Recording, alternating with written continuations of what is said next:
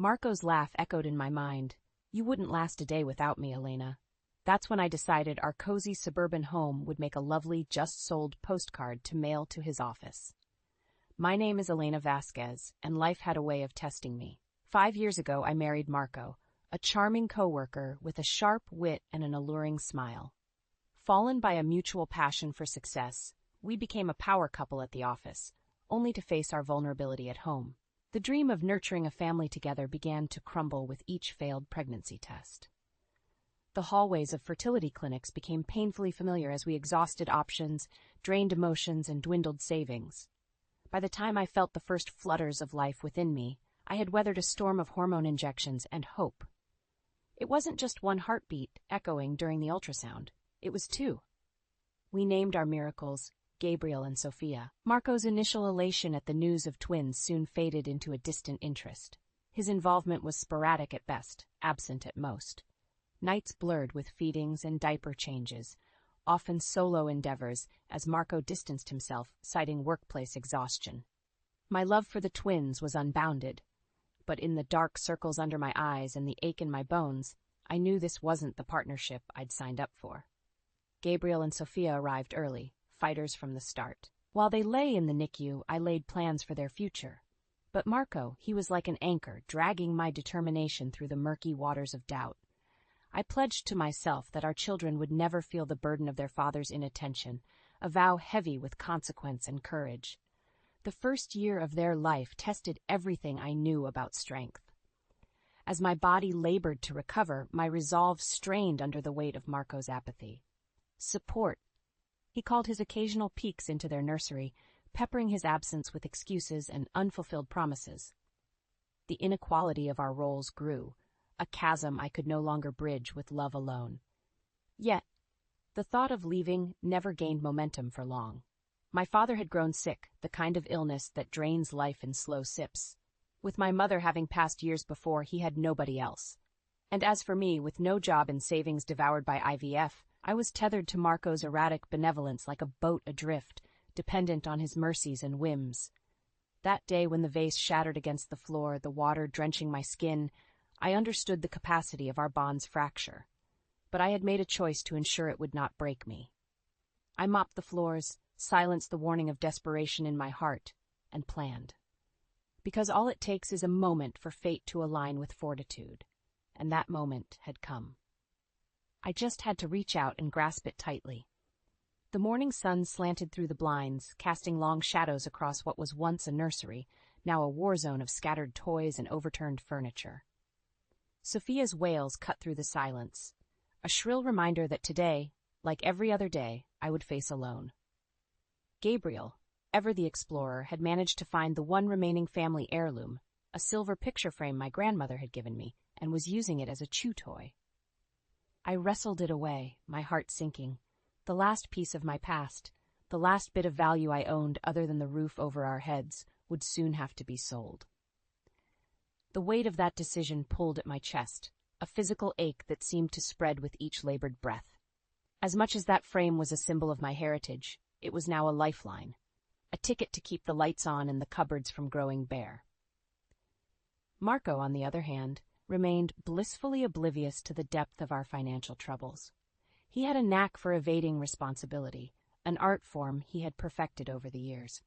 I returned to the workforce not by choice but necessity, dropping the twins off at a daycare that drained an already sparse bank account. My absence from the office had made me a stranger in the world I used to dominate, my confidence replaced with apologies and hasty exits whenever the daycare would call about another fever or cough.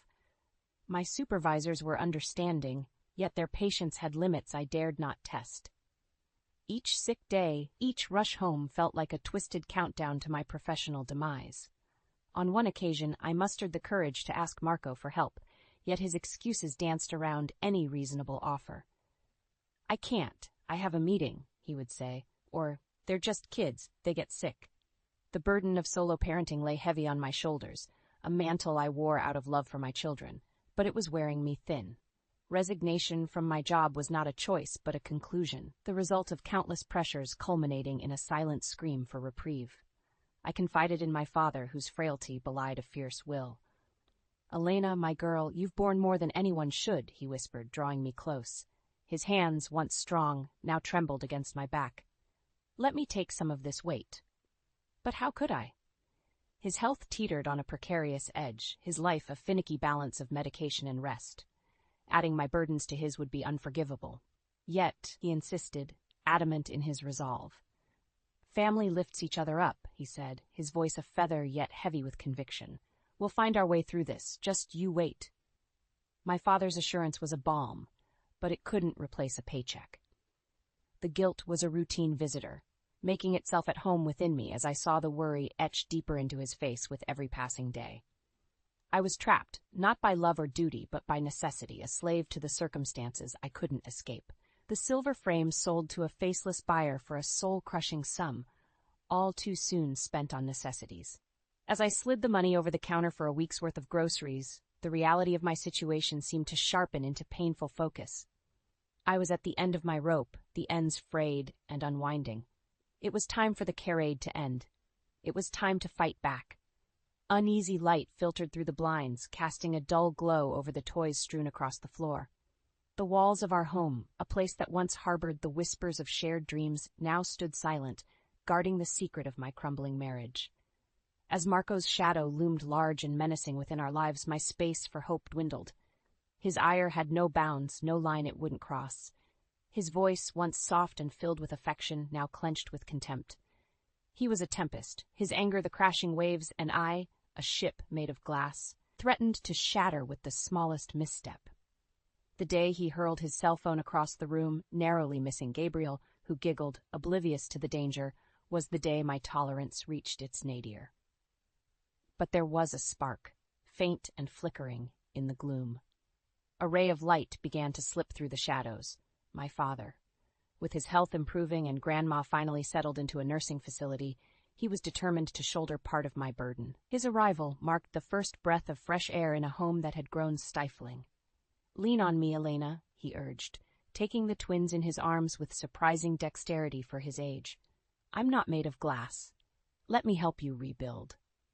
And so, with the twins in safer hands, I set off to reclaim the life I had on hold.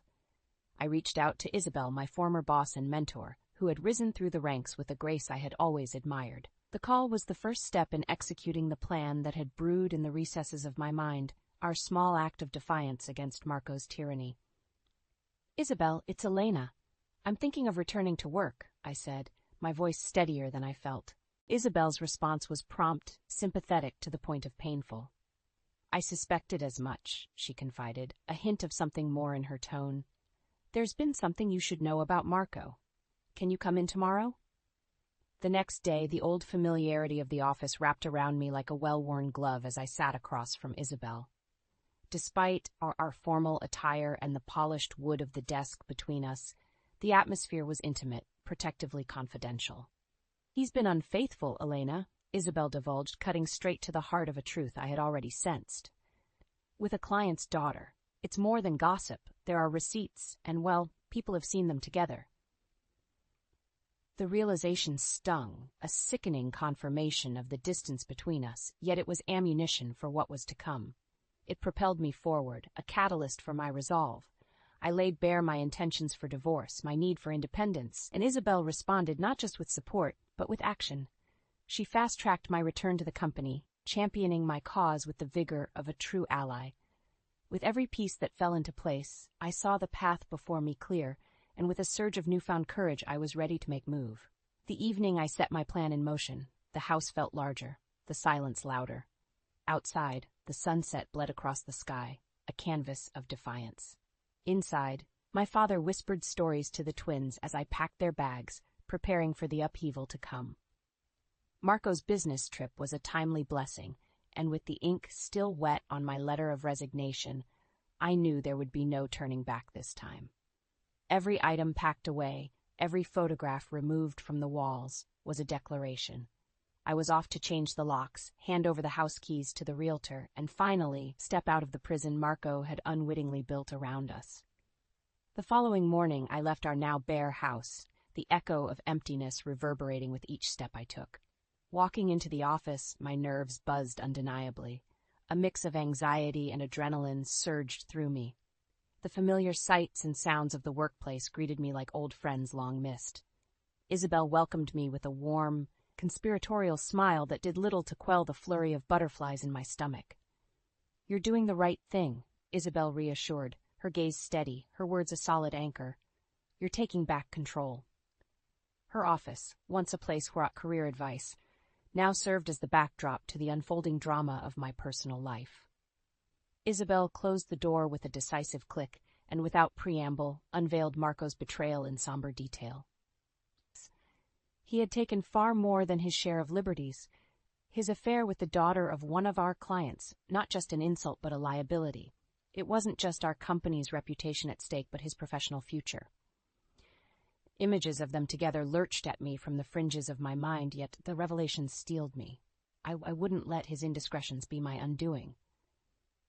"Thank you," I murmured, the weight of the situation settling around me like a cloak. "He won't get away with this." Isabel proceeded to lay out the groundwork for my return to work. As it turned out, they needed someone with my expertise and experience. "It's your second act, Elena," she said, her voice a blend of excitement and firm resolution. But the opportunities didn't end there. After discussing possible starts and positions, Isabel revealed another game-changing detail: a newly implemented on-site daycare, a solution to one of the many complicated puzzles of my life. There was a light at the end of the tunnel, and it was finally bright enough to chase away the shadows that had settled in my heart. Armed with this fresh knowledge and a plan that grew bolder by the minute, I left Isabel's office poised for the impending confrontation. The empty house wasn't just a sign of a life shed. It was the first stone in the foundation of a new one. My father, God bless his resolute heart, backed me every step of the way. It was our secret. A quiet rebellion danced out in the signing of papers and whispers of change. The real estate agent, understanding the delicacy of the situation, had agreed to act quickly. As I met with the realtor, who was keen to capitalize on the property's prime location, I signed off on what was undeniably my most assertive act yet. The house was more mine than Marco's, purchased with my pre-marriage savings and therefore mine to sell. I reflected, not without a twinge of irony, how little Marco had cared for the old place, dismissing it as a temporary inconvenience while we climbed the corporate ladder. Yet now it would become the very instrument of my liberation. The plan was set into motion with a precision that would have impressed even my toughest critics at work. With the realtor's help, we moved swiftly, securing a buyer and moving my family into a comfortable rental. My father, with renewed vigor, was already making the space our own, filling it with laughter and plans for the future. As I lay in bed that evening, staring at the ceiling in the quiet before sleep, the enormity of what I'd done began to sink in. I'd taken back my life, my children's future, and secured our escape. There was no turning back now. The glass doors of the office building seemed heavier than I remembered, but today they parted with the promise of new beginnings. A chorus of unfamiliar yet friendly faces welcomed me, the employees I would soon work alongside. With each step, I anchored myself in the reality of my fresh start. The cloak of anonymity I'd worn during my time away had been shed. I was Elena Vasquez, soon to be Elena Vasquez, single mother and respected professional. Marco, however, remained a storm cloud on the horizon of my newfound clarity. It wasn't long before I heard the familiar cadence of his voice echoing down the hallway as he approached. There was a frantic edge to it, a discordant note that betrayed his composure. His eyes found mine, widening with a mixture of shock and anger. "Where have you been? Where are the kids?" he demanded, his voice sharp, betraying his usual facade of control. Resisting the impulse to back away, I stood my ground. "They're safe," I replied evenly. "They're with my father." Marco's gaze darted around, taking in the faces of our colleagues who had formed an ad hoc audience to the unfolding drama. Isabel stepped forward, her presence a shield between the past and my future. "Welcome back, Elena," she declared with a smile, cutting through the tension. "We've all been looking forward to this day." The assembled coworkers erupted into applause, isolating Marco with their camaraderie. He seemed to shrink, a figure diminishing in the light of collective support. Confused yet defiant, he spluttered, "What is this about? Why didn't you tell me you were coming back?" "Isabel, with the poise of someone used to handling delicate situations, responded, "Our company is a family, Marco, and when a member of our family is ready to return, we celebrate." A murmur of agreement hummed through the crowd. I watched as understanding dawned upon Marco's face, the implications of my return, the shattering of the narrative he had constructed for himself. "The daycare," he finally stammered. "The children, they must be." I cut him off, my voice steady, my resolve unwavering. "The children are well taken care of. And as for the daycare, we've been fortunate enough to secure spots for both Gabriel and Sophia." Isabel supplemented my words, addressing Marco. "Indeed, they'll be just fine here. We've made certain of that with our new facility." The room buzzed with whispers of commendation and encouragement as Marco realized the breadth of his miscalculation. He had assumed I'd crumble without him, that I'd be forced to compromise. But as the walls he built around me fell away, his own began to close in. "Let's discuss this privately," Marco hissed, reaching for my arm. Resisting his touch, I produced the single item that symbolized the end of our union, a business card from a divorce attorney. His eyes flickered with defeat as I announced, "Please divorce me, Marco." Gasps and whispers filled the room, and I watched as the mask of charm Marco had always worn dissolved into a frown of disbelief. He was silent, searching for words that wouldn't come.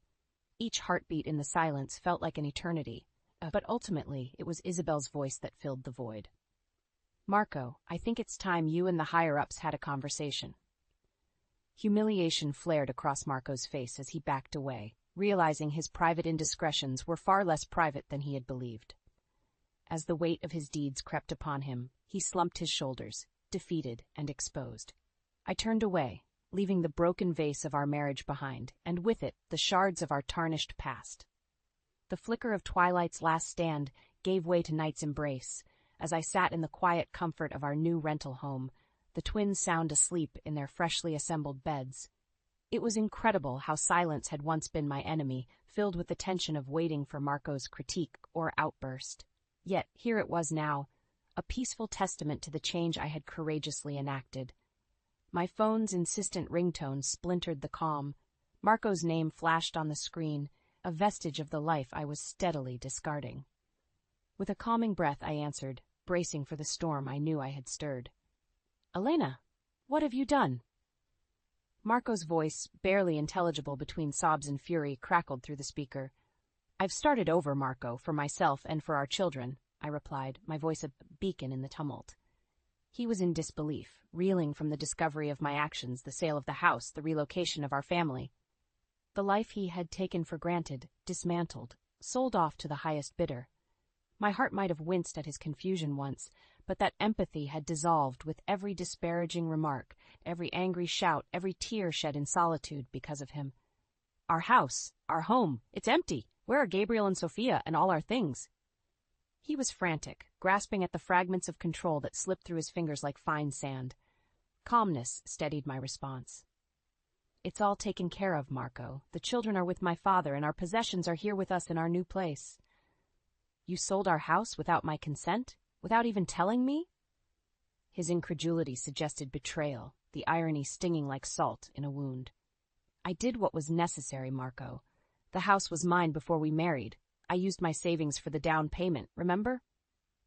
I spoke the truth he could not refute, the reality he had ignored in favor of his self-centered narrative. "The real estate agent worked with us to find a buyer. It's done.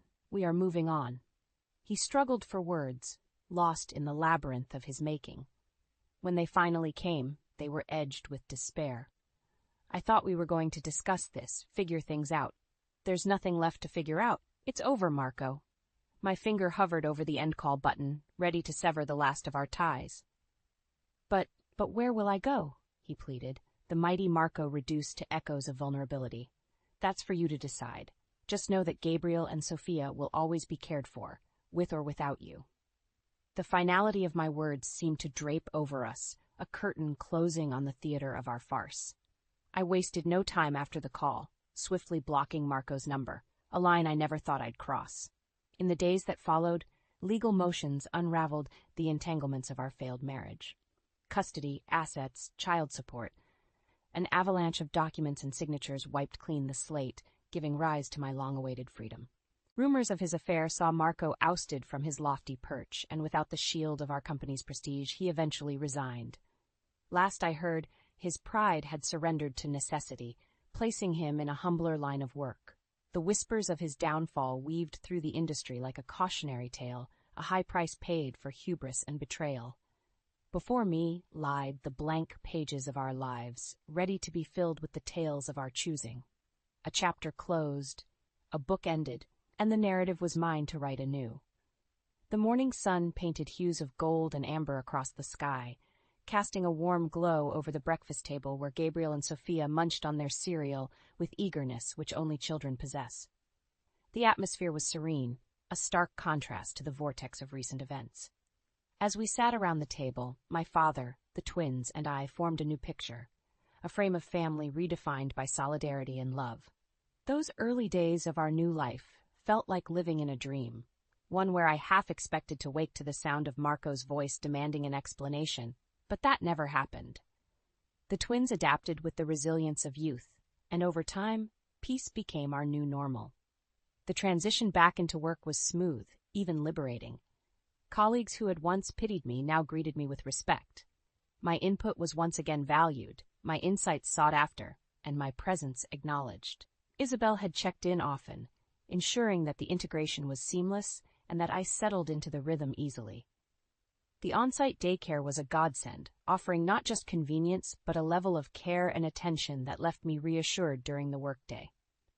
As the days eased into weeks and the weeks meshed into months, we settled into a comfortable routine. Life without Marco's overbearing presence transformed from an initial breath-holding suspense into a deep, gratifying exhale. The fear of his volatility and the anxiety over our future had dissolved into a renewed sense of purpose and independence. Catherine had been true to her word. The whole office seemed to rally around me. Some came by just to tell me how they admired my strength. Others gently shared their own stories of overcoming difficulties. The solidarity was unexpected but deeply appreciated. Even the higher-ups, who were initially guarded, offered their unofficial nods of approval and encouragement. Of course, there were challenges. The twins, with their boundless energy and ceaseless curiosity, ensured there was never a dull moment. The balance between work, motherhood, and personal growth was a delicate dance, but one I was determined to master. Every step I took with a clarity I had not felt in years. I took my father's advice to remain involved with the community to heart.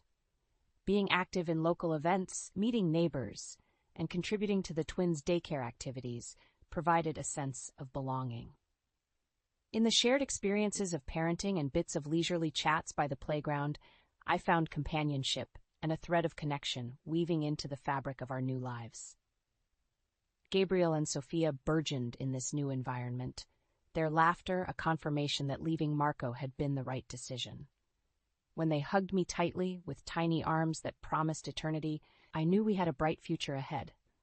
All things considered, the upheaval had led to a life more vibrant and fulfilling than I dared to imagine when trapped beneath Marco's shadow. My parents had instilled in me the values of strength, optimism, and resilience, qualities I aimed to pass on to my children. Looking ahead, I saw more than just a flickering light at the end of a long, dark tunnel. I saw brilliant sunshine painting our path forward. As I turned the key in the door of our new home, it was more than just an entranceway. It was a gateway to the promise of tomorrow. And with one last glance back at the road traveled and the traces of the struggle behind us, I stepped through with my head held high, ready for whatever awaited us on the other side.